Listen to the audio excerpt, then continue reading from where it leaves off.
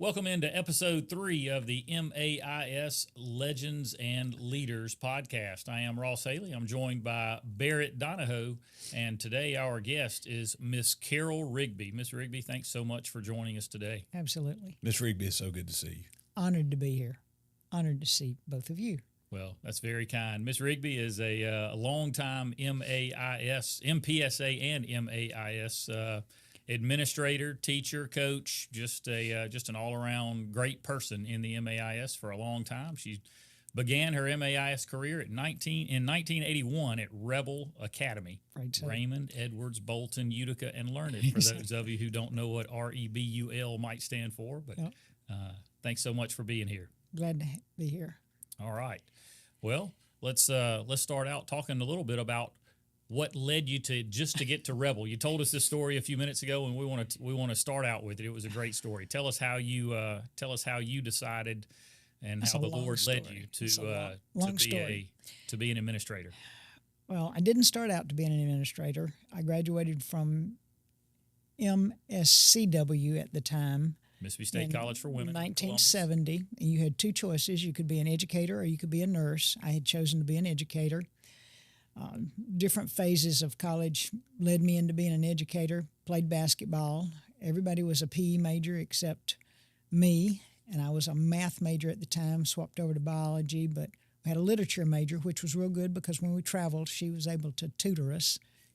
Literature was, he'd already told us he was going to fail you if you were a basketball player, so it helped. Graduated in 1970 and went to a Girl Scout camp in Barberville, Florida, and the director there loaned me her car to go interview for a job, and I thought, no, probably not, but I did, and I ended up in a couple of little places down there, but rooted mostly in Apopka, Florida, which is a suburb of Orlando, kind of like our Clinton is to Jackson, Apopka is to Orlando. We had a middle school of 22 schools in the Orlando, Orange County vicinity, and that's all you played. You just played within your middle schools in that county. And in that time, I was named the athletic director, and I coached several things that I'd never even thought about coaching. I coached softball, volleyball, gymnastics, track, basketball, but most exciting thing was to get to coach gymnastics and swimming, which I had never participated in, didn't know a thing about, and they assured me, don't worry about coaching swimming, the kids know how to do it, and I thought, that's great, especially when one of the parents had a 4-lane Olympic pool, 4 feet deep, and that's what you went and practiced in, and I thought, this is easy, I can blow a whistle. So I ended up at Apopka for 11 years. And during that time, the universities gave you 3 hours of university credit anywhere in Mississippi, in Florida, that if you had a student teacher, and I had plenty of student teachers to have accumulated enough hours to get my master's, and Orange County decided they weren't going to pay you administrative pay in an athletic director's job if you didn't have an administrator's degree. So it was easy enough to decide to go get my administrator's degree. It was going to be free. Florida State was going to give me a job in the athletic department there and to pay for a room and board. So I moved all my stuff home, and my mother was just adamant that I go talk to Dr. Thompson at MC. Joe Walker was the head of the graduate school there, and in the end, I ended up paying $4,000 or $5,000 for a master's degree and moved back to Mississippi long enough to get my degree, which ended up being never go back to Florida. There was a gentleman there that in the class that Joe Walker taught that wanted me to coach his basketball team, and I said, no, I'm just here to get my degree, and I'm going back. Ended up coaching at Rebel, what I thought was going to be 1 year. Met my husband there and stayed in Mississippi. So God has a plan. Don't try to go against it. I didn't, and I'm certainly glad I didn't. No doubt about it. So many of us got our beginnings. Well, so many people that I know got their beginnings in the MAIS from, hey, just come do it for a year. Coach DeWeese at MRA, he told his mom and dad, hey, I just want to coach for a year. Let me get it out of my system. And then, 51 years later, he's having a retirement reception this spring. So just lots of people, lots of people thinking they'll do it for a little while and staying in it forever, and lots of people like y'all that made great contributions to our association. We're going to back up a little bit and kind of pivot to a different subject. You played college basketball. I did. For what's now the W. Yes. Okay. Do you want to talk about the changes in women's basketball Sure. from the time that you played until what we witness and watch today? Absolutely. First of all, if you look at the dates when I was in college and played college ball, you'll see the transition from 3-on-3, 4-on-4, 5-on-5. So I saw it all. We never played with girls' basketballs. Probably one of the reasons I have bad knees is one of the biggest things our coach believed in was sitting on the side of the wall. So I sat on the side of the wall a lot. Now my knees hurt, but we played in, AIAW, or it was at the time. There was no NCAA for women. There was no Title IX. There were no scholarships. If you played, you just played. You paid for most of everything you did. They did order us uniforms, and if you know anything about the W, their colors are light blue and yellow now, I think. Our colors were red and black. Mm-hmm. Our coach was from Clinton. And no one even argued about it because the school really didn't have any athletics of any kind. So they ordered those uniforms. That was our first year. Our second year, we had a different coach, and she was much more determined that we were going to win the national championship. If you ever have a chance to go to the Hall of Fame, Women's Hall of Fame in Knoxville, as you wander through and you see Delta State, there's also a picture of a lady named Nera White. I'm not sure exactly how tall Nera White was, but I do know that when we went to the Nationals, it was my job to guard her. Coach jerked me to the sideline and said, "If you don't stop her," I said, "Coach, I'm guarding her kneecaps." And I literally was. Game was over. We shook hands. My hand would not fold up around the woman's hand. These women weren't college students. They worked at Nashville Business College. They were probably late 20s. A group out of Michigan. They were called the Packers, and they were huge. They worked for one of the packing companies up there. So different organizations would sponsor these teams in the AAIW, but you didn't have NCAA, so it wasn't college ball. It was just a place to go play. So we went to Gallup, New Mexico to play in the national championship, the national tournament. We didn't get close to the championship. And we had to learn to use oxygen. We didn't think we were going to need that. Yeah, we did very quickly. It was a new experience. But as we went through, my first year out of high school, from playing 3-on-3 in high school, first year in college, we played rover, 4-on-4.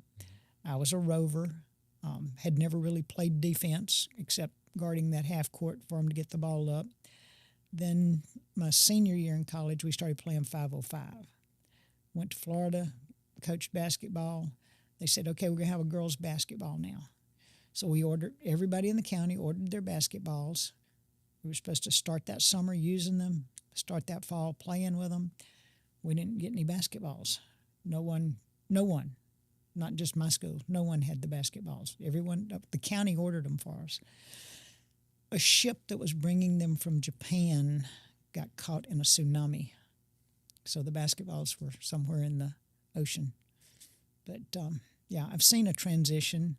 I love watching girls basketball now and knowing the support that they get and thinking back and thinking we had none of that, absolutely zero. There was very little support from the college. I'm not even sure why they started it. The tennis team, the swim team, those teams at the W did, but basketball was just like, maybe not. But, yeah. And you think back on the inception of our association and how athletically rooted we were, in girls basketball has been such a prominent sport in our association. Absolutely. Since the inception. I mean, and it's progressed. And, you go to overall or you go to class tournaments or you just go on any Tuesday or Thursday night to venues, and girls basketball gyms will be packed out in places. And so. Because that's daddy's little girl. That's daddy's little girl. That's exactly right. daddy and granddaddy and aunts and uncles are all going to come watch a little girl play. The boys will survive. That's a very interesting history that you have of basketball. Thank you for sharing that. Absolutely. Probably different from any of the men's. So let's talk about just your early, I think you may have already shared, but maybe moving beyond Rebel, your early memories of the association, because I think your first memory is pretty much going to be coaching at Rebel and meeting your husband. Yes, that pretty much kept me in Mississippi. Two pretty good memories. I got fired at Rebel. Okay. Not many people know that, but I didn't get fired from everything. They just didn't want me to coach anymore, and I was so excited because I really didn't want to coach. I thought, I was teaching math and all of the little kids' PE. I was loving it. It was easy. And I thought, I don't think I want to stay if they don't want me for one thing, they don't want me for the other. So I started looking around. I went to Jackson, applied to the public school, and they said, oh, no, we don't have anything for you. I thought, okay. Next thing I found was Chamberlain Hunt. Went down there, quasi-military boarding school. I didn't even know what that was. Didn't talk to the principal there, and he said, well, I've got a science opening. Can you teach science? I said, yes, I'm a double major. Yes, I have science. So I taught 7th and 8th grade science for 6 years. Loved it. We lived in Utica and drove back and forth to Port Gibson. Not a bad drive. Highway 18, you're going the opposite direction from all the other traffic. So I did coach for a couple of years. Didn't want to coach. And then a young man came to teach Biology 1 at 6'7", and I said, you play basketball? He said, I did. I said, you coach? He said, not yet. I said, want to coach girls basketball? He said, oh, I guess I could. I said, so I took him to the office, and I said, he'll coach. So then I didn't have to coach basketball. I just coached track then. That's kind of an easy thing to do. But I'd been teaching for 6 years, and head of the science department came to my room one day, and he said, they need you in the office. Well, there are only two things that go through your mind if you're being called to the head of the school's office. Someone has died, or you're getting fired. Wasn't really looking forward to either one of those, but as I get there and I walk in the office, the board president's there, the head of school's there, the president of Chamberlain Hunt's there, and two other guys that I didn't know. I don't know if they were board members or what. And so I step in, and they say, we want you to be the head of school. I just stood there because I had no idea. I didn't know what being the head of a school was.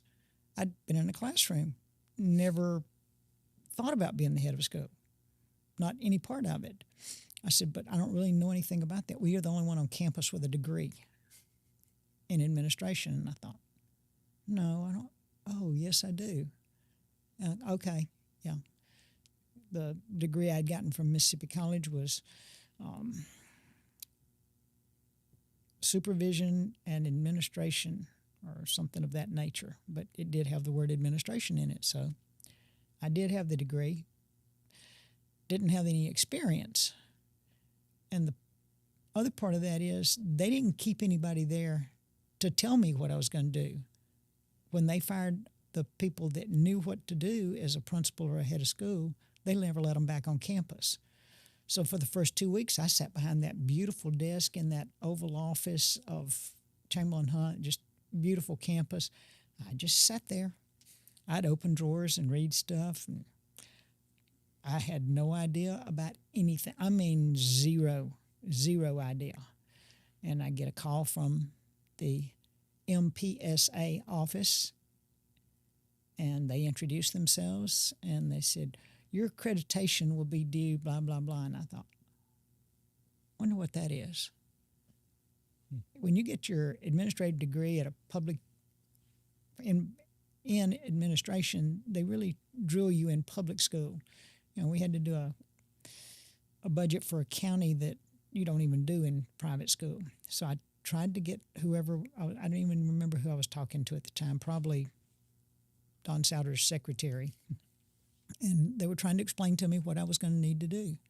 So I start digging through those drawers looking for anything that tells me what accreditation is.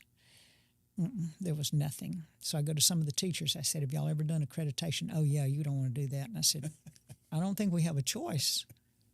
Well, yeah, you don't have to do it. I thought, okay. So I did a little more research, and I found out that, maybe they didn't have to do it, but we did, yes. And we did accreditation.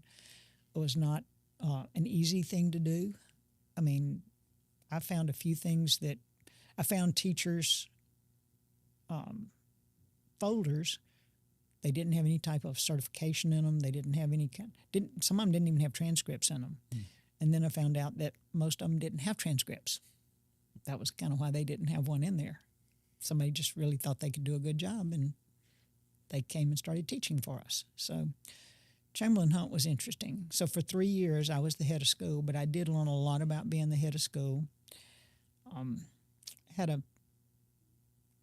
kind of what we do in Jackson now called JAIS. The group down there in Copiah and Wesson, down even as far as Park Lane, kind of got together every once in a while. They had their district meetings, but we also would just meet sometimes. And so David Bossy was the head of school at Copiah, and I was at Chamberlain Hunt, so I got invited to that meeting or those meetings, and I'd met him at district meetings. I'd met him at other little get-togethers and things, conferences, and I said, if you ever have an opening, I'd love to, go somewhere else besides Chamberlain Hunt. Wasn't anything against Chamberlain Hunt, but I was working 365 days, 24/7. I mean, it's a boarding school. You have them all summer, you have them all weekend, you have them all during the night when they're knocking on your door and saying, I can't sleep, and you're going, well, neither can I now, but we'll work through that. But I was just looking for something that was back to a normal day.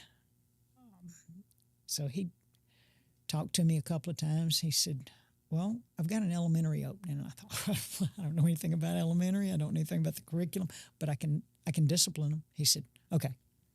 So I went to Copiah, and I was there for 1 year as the elementary administrator. And I had some it was great. You go to work at 8 o'clock in the morning, go home at 3. You're done. You don't have any lesson plans to do. I didn't have any responsibilities outside of elementary. I knew I didn't know curriculum, so I found me 3 good teachers in that elementary, his mother being one of them, and Cheryl Brumley, 4 actually, and Lucy McCormick and Carolyn Harris. And I met with them one afternoon. I said, look, I don't know anything about your curriculum. I don't know anything about what we need to be doing. You tell me what you need, and I'll help you get it. Well, the first thing they said is we need new science books. Okay. The science book that they had, now this is 1992, 93 by then, said, one day man will walk on the moon. And I said, yeah, you do need new science books. So we ordered new science books. Mr. Bossy didn't care.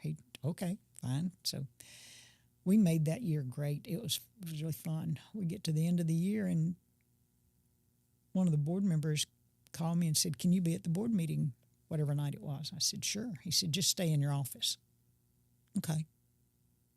Kind of unusual board meeting if you're just going to stay in your office, but I did. And about, an hour later, 2 of the board members come in my office and say, we need for you to be the head of school. And I thought, oh, no, no, I messed that up enough at Chamberlain Hunt. I don't need to do this. He said, well, think about it, and we'll talk to you tomorrow. I said, okay. So I thought about it, and I said, okay, here's the deal. I'll do it for 1 year, and if you don't like what I'm doing, I get to go back to being elementary. And if I don't like what I'm doing, I get to go back to elementary. Okay, deal. So I didn't like what I was doing, but I didn't get to go back to elementary. I think that was just kind of a messing with me thing. But I think things worked out for you. Well, in the long run, I've had some sleepless nights, and I've been fired lots of times in 30 minutes or so, and then, I think that's the difference in being a female and a male in that position. When you're a male, you're the head of the household, and you got to kind of hold things together. You can't really make someone angry enough that they just fire you right off the spot, and you go home and say, hey, I don't have a job anymore. So how are we doing? You got plenty of flour?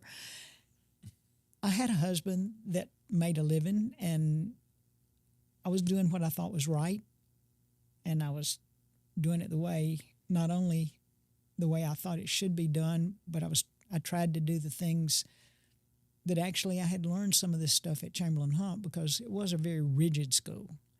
But one of the things I learned from that head of school was firm, friendly, and fair. He said it's the only time F is ever a good thing in school. But if you can stick by firm, friendly, and fair and be consistent with discipline and love and respect at the same time, you can get there. And I think I worked hard on that. I had some knotheads, not just boys. I had all of them, but to make sure that I didn't treat the ones I really, really liked a lot any different than the ones I didn't care too much for, because they were pretty much on my list every day or in my office.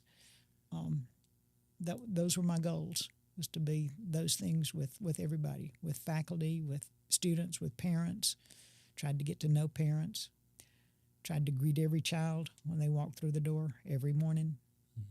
Absolutely. Got them every day, and call them by name. You've referenced it twice by looking over at me or referencing my mother. Yes. You were the head of school at Copiah Academy when I was a student at Copiah Academy. Yes, I was. You handed me my diploma. I did. Thank you so much for doing that. It's very gracious of you. Very gracious of you. But I do remember you spoke about greeting people at the door, and the firm and fair and friendly, and was that consistent? Consistent. Yes. Yeah. I mean, all those things describe you from my memories of high school and having you as a head of school, and the discipline aspect and what we were doing inside of Copiah Academy at the time. But you referenced some of the struggles you had by doing things the right way.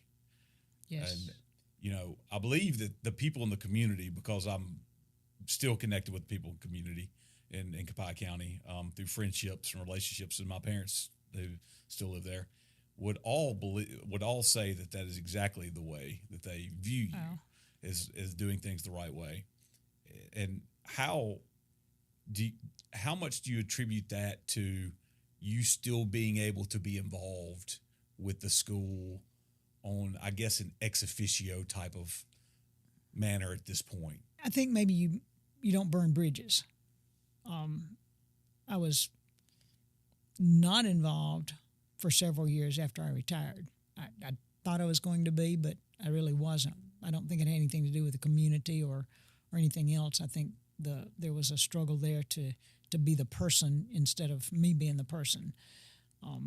You know Scotty Klein, and Scotty was, yes, I do, under my reign for a while, and I tried to do what I could with him. There's only so much you can do. And I said, Scotty, do you want this position? He said, not following you.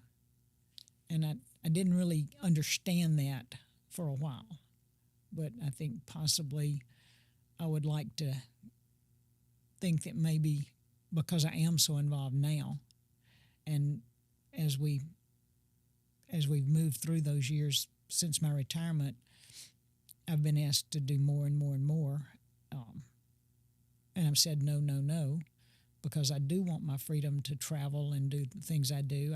I still take care of my mom, but as the head of the board at the time, when I was asked to do this, he said, just come and help us right the ship. And I thought, okay, that's a different question. They didn't ask me to come back, because I've been adamant that I'm not going back full time. So I did go back for that 4 months, and I did reconnect with a lot of good memories, good people. That's what they are. They're just great people down there. And as that evolved and that person moved in and out, as they hired the most recent hire, the question was, would you be the person they can call any day, anytime? I said, sure, but I'm not going to be there every day. I'm not going to come to school every day. So that's the relation that Dr. McCain and I have now. He can call, he can text if I get to go by. But the other thing I do is I sign the checks. It's a two signature check, but I sign all the checks. And I'm much harder on people with POs than anybody ever was. You know, you do it right or you just bought it. Sorry. And, you know, 2 years ago, I had a baseball coach that didn't understand PO, then get it. He got it, then PO. No, wrong sequence. So he ended up buying some baseballs out of his pocket. He understood. It's very simple. You do it this way. So please do it this way. All right, Ms. Rigby, you mentioned earlier the difference in being a male and a female head of school. Yes. And, you know, the men that I've visited with about being heads of school, we've already visited with Dr. Smithers, we've already visited with Mr. Derrick. They have a wide network of men that they talk to, considered mentors, considered great friends. Who are some of the folks that you have as people that you could either consider mentors or that close knit group of people that you could vent to or confide in about your travails at Copiah Academy about having to deal with kids like Barrett Donahoe? Probably Peter Jernberg was the first person to reach out to me. As soon as I was appointed as a head of school, Peter made the move to talk to me about, you know, what if you ever need anything, how can you do this, how can I help you do this, and on the real honest side of it, you know, there's a glass ceiling for women. I don't care what job you're in, what area of anything. And he said, you got to fight for more money. And I said, I'm good where I am. And I think he probably never got that across to me. It just wasn't in me. I just wasn't going to be that person that said, and again, I wasn't head of the household. And I think that gives you a different perspective in what does my salary have to be and what can I live with. There was another female. I was not the first head of school as a female. Audrey Sidney was head of school at Greenville Christian. Is that right? Yeah. And those are, you know, you have conferences. The MAI or MPSA would have a conference, and we would get to the conference, and the two of us would be sitting together and everybody else. It's also when I started wearing suits, because you go in those meetings and the men all have their jackets and their ties on and the air conditioner is on 50. So you don't wear a dress and you don't think you're going to take a sweater in there and stay. No, you put a suit on just like they have, and you can stay a little bit warmer. But the mentors that progressed through, like I said, Peter was just the go-to person. He would call me on a regular basis. He would, if I called him and said, you know, what about this? He was always ready to give me, as he said, his opinion. He said, this is not the way you have to do it, but it's his opinion. I think the greatest compliment Peter ever paid to me was when they hired Pat Taylor, and Pat had never been to Copiah, and they were coming to the Jamboree, and as they're coming along Gallman Road, for those of you that have not ever been on Gallman Road, it's a little country road, and as they get there, Pat's asking questions like, are you sure there's a school out here? And Peter answered him by saying, yes, there's a flagship school for MPSA right here across from the cow pasture. And sure enough, that's where we are. We didn't even have that subdivision there then. Right. Now we have a subdivision and a cow pasture. Growing up at Canton Academy. Copiah and Canton were in the same district pretty much every alignment cycle. So I have great memories of competing against Copiah Academy and, you know, running track meets there. We've talked about track meets and just the social opportunities at track meets to get to know kids from other schools, and fond memories of going to the Dairy Queen back on the Dairy Queen and Stuckey's on the Gallman exit, right when when you have 2 or 3 hours between an event at the track meet, you ride back to the Stuckey's and get some ice cream at Dairy Queen. But Copiah was always been a fun place to play athletics. It's definitely in the middle of nowhere. Well, it's not far from anything, though. That's true. I wouldn't necessarily describe it that way. It was kind of in the middle of my parents' two home places. Well, it was too. Hazelhurst and Crystal Springs. There you go. Yeah, that's it. And that's another thing that people don't really. When I went there, I wasn't from Crystal Springs or Hazelhurst. And so, I didn't understand the history that those were rivals. And I don't mean little rivals. I mean, that was bad words. I had a rule that said you walk on the right side. You walk on the halls just like you drive cars. Well, I had a parent that came in and explained to me that that's not how it's done. And I thought, I can't believe I'm having this conference.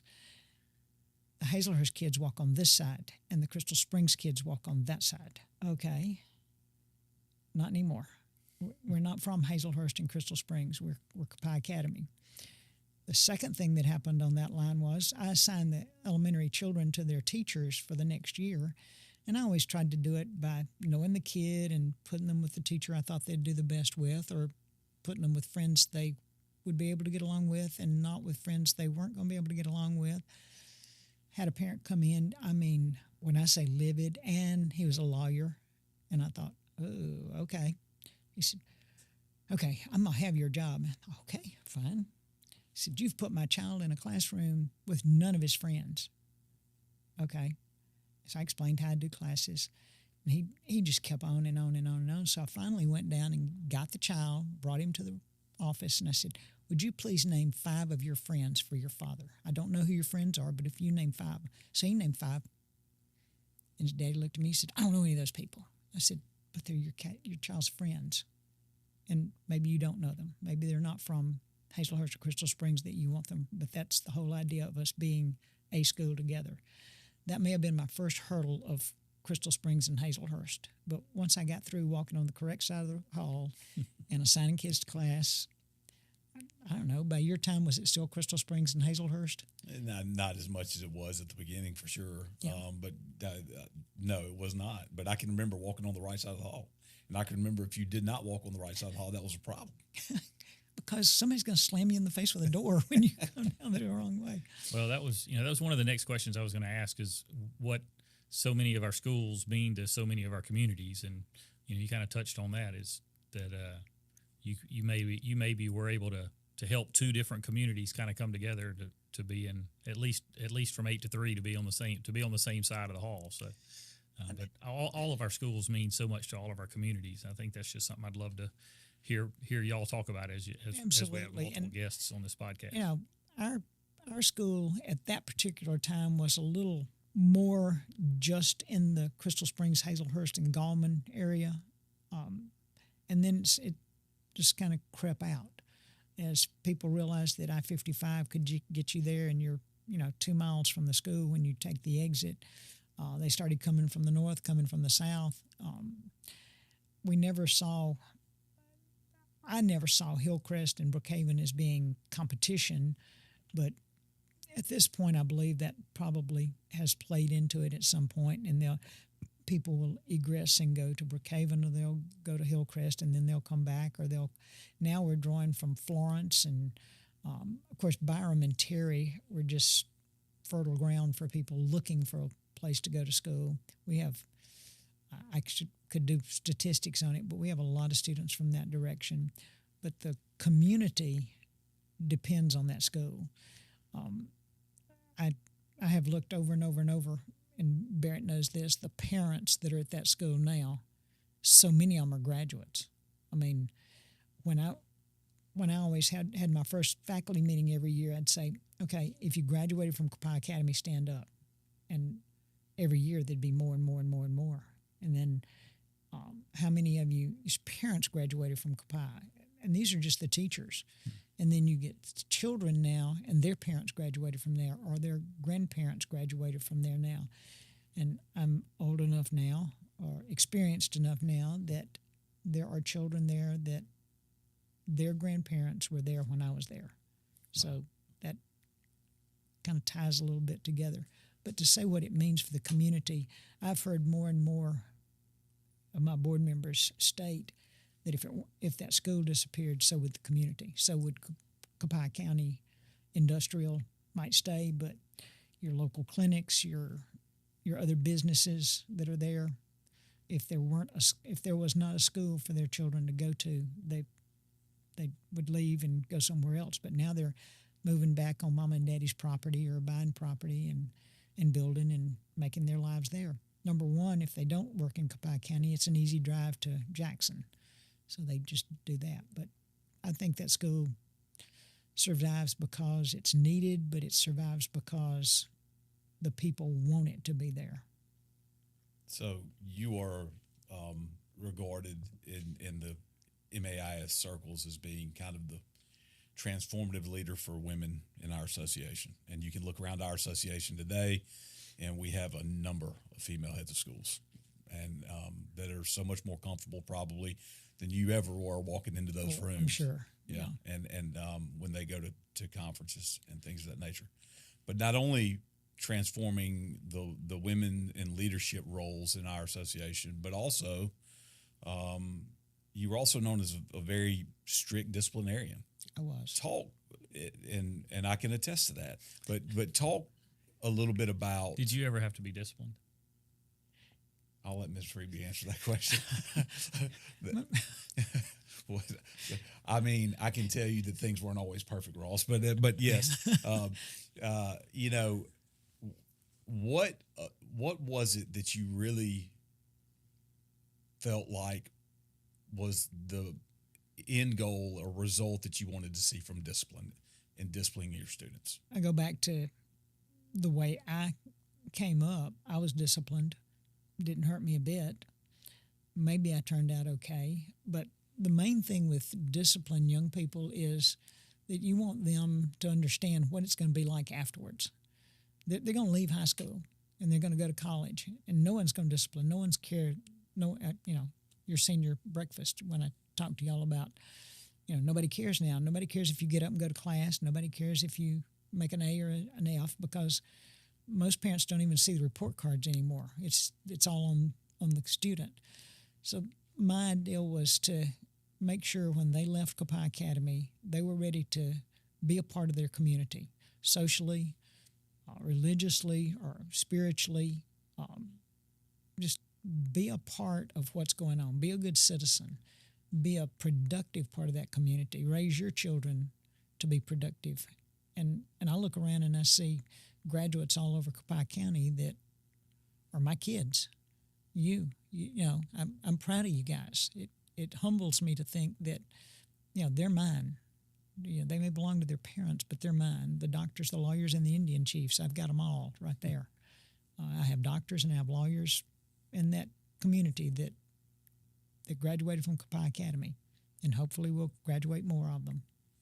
We don't have as many of them coming back right now, this generation of the graduation generation now, but the generation of the people that I was there with have pretty much come back to live in Copiah County.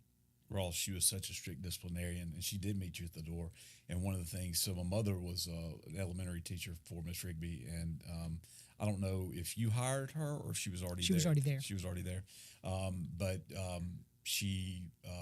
My mother, I love her, and if she watches this podcast, I hope she knows that before I tell the story. But my mother, as Miss Rigby would attest to, was notorious for being late.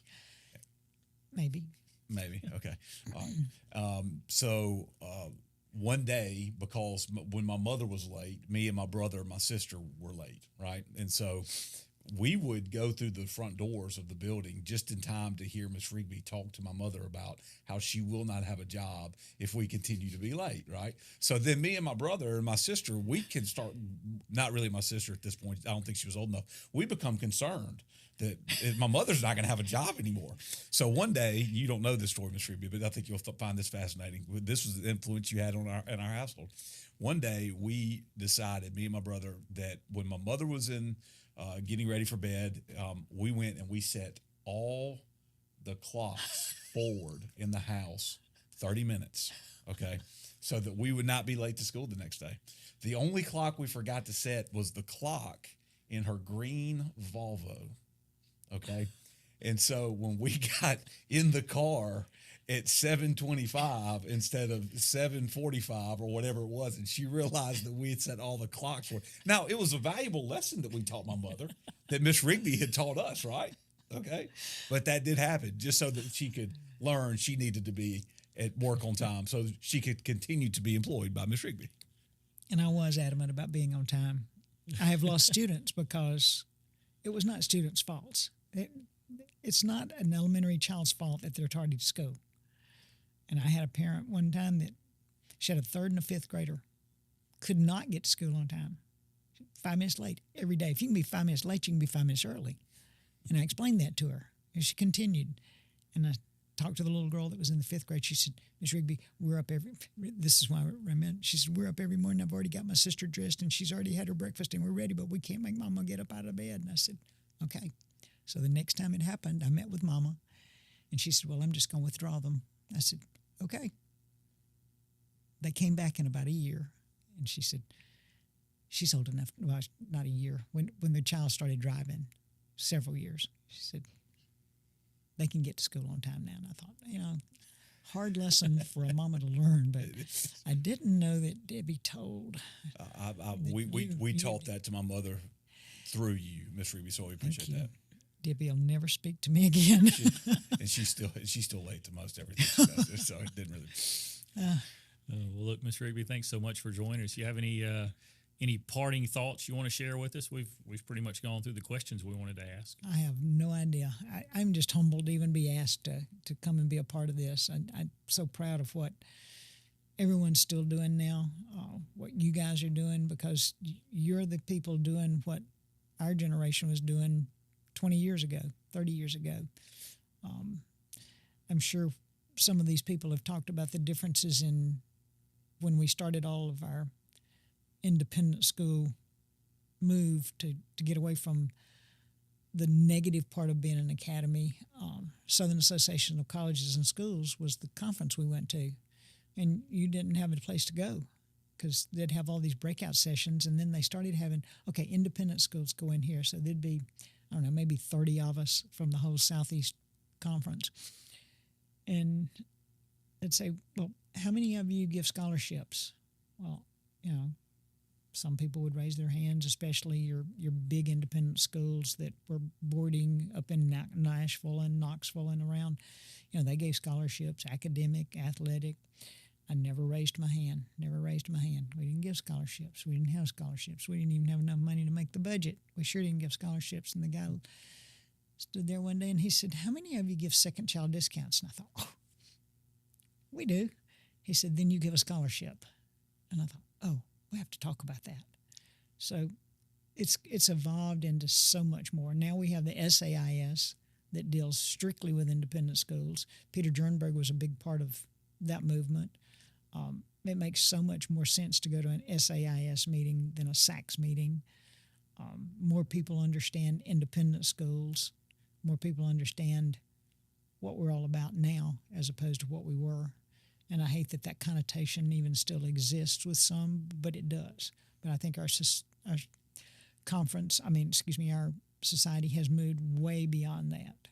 We are educators for the children. Well, you mentioned us being the next generation of people that are doing the job, and I think the groundwork was laid by people like you and other people that we've already spoken with and will continue to speak with through this series of podcasts. From my perspective, we appreciate so much the legacy that y'all have left with the MAIS, and we hope that we can, and my hope and challenge is to do it just as good or better than the generation that left it for us. So always leave it better. Always leave it better. Thank you so much for joining us today. Thank you. This has been episode 3 of the MAIS Legends and Leaders podcast, and we want to thank Miss Carol Rigby for being here, and we look forward to many more episodes to come. Thanks so much for watching.